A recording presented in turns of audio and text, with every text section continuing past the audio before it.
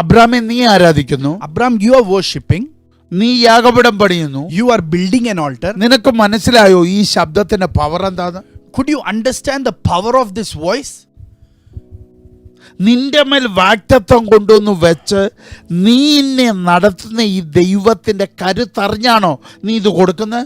And the promise, the weight of that promise that is upon you, are you able to understand the power of it, and are you worshipping that God accordingly?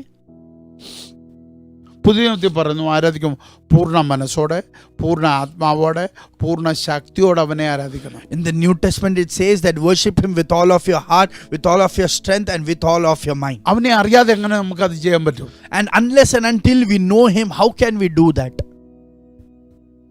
അവനെ അറിഞ്ഞല്ലേ ആരാധന കൊടുക്കണ്ടേ? By knowing him is how you offer the worship.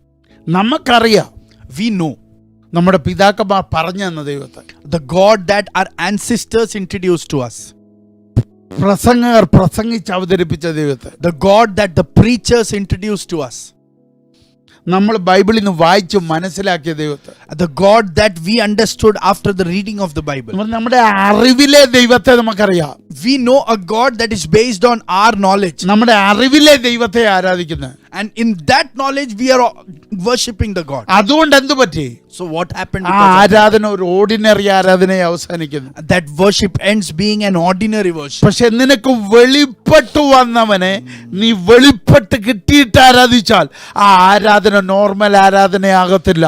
But if you have received the revelation of the revealed God before you, then your worship will not be an ordinary worship.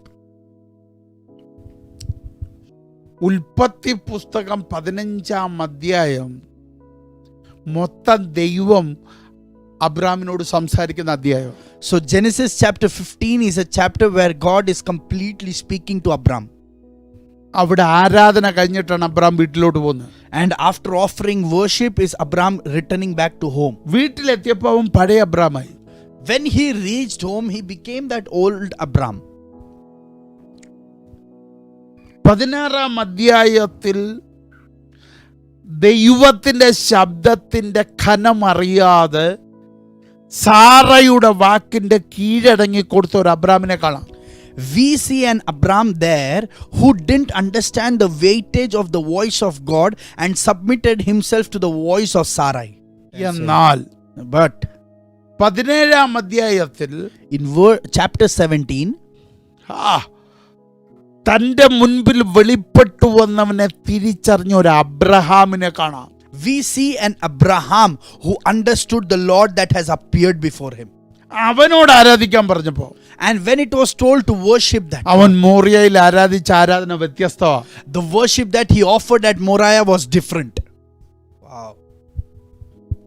17-ാം അധ്യായം വരെ ആരാധിക്കുന്ന അബ്രാമും 17-ാം അധ്യായം കഴിഞ്ഞ് ആരാധിക്കുന്ന അബ്രഹാമും തമ്മിൽ ഒത്തിരി വ്യത്യാസമാണ്. There is a great difference between the Abram who offered worship till chapter 17 and the Abraham who offered worship up after chapter 17.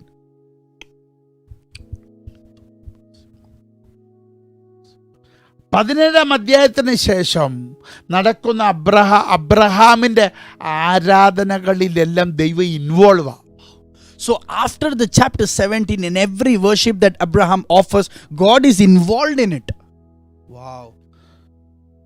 എന്നാൽ അബ്രാമിന്റെ ആരാധനയിൽ സ്വീകരിച്ചിട്ട് ദൈവം മറുപടി പറയാറേ ഉള്ളൂ.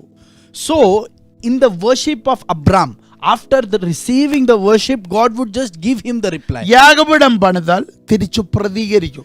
If he builds an altar, the Lord will respond to him. അത് വാക്കുകളായിട്ടാണ് പ്രതികരിക്കുന്നത്. The Lord responds to him in words. അത് അവനിൽ മാനിഫെസ്റ്റ് ആകുന്നില്ല. And it is not being manifested in him.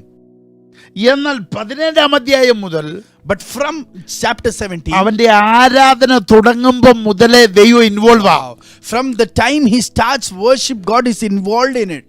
ആരാധന കഴിയുമ്പോൾ വാക്കല്ല, മാനിഫെസ്റ്റ് ചെയ്ത് ദൈവം വെളിപ്പെട്ടു വരിക. After the end of the worship, it is not just words, but God is manifesting before him. ദൈവത്തെക്കുറിച്ചുള്ള വ്യക്തമായ അറിവില്ലാതെ എന്ന് പറഞ്ഞാൽ ദൈവത്തെക്കുറിച്ചൊരു ധാരണയില്ലാതെ Without 75 വയസ്സു മുതൽ 99 വയസ്സ് വരെ ആരാധിക്കുകയും യാഗപീഠം പണിയുകയും ചെയ്യുന്ന ഒരു അബ്രാമിനെ കാണാം. and without a proper understanding and knowledge about God, we see an Abram who worshiped God from the age of 75 to 99. വലിയ ധാരണയില്ല. He doesn't has great understanding. അറിവിലല്ല ആരാധിക്കേണ്ടത്, Do not worship in your knowledge. വെളിപ്പാടിലാണ് ആരാധിക്കേണ്ടത്. Worship in your revelation.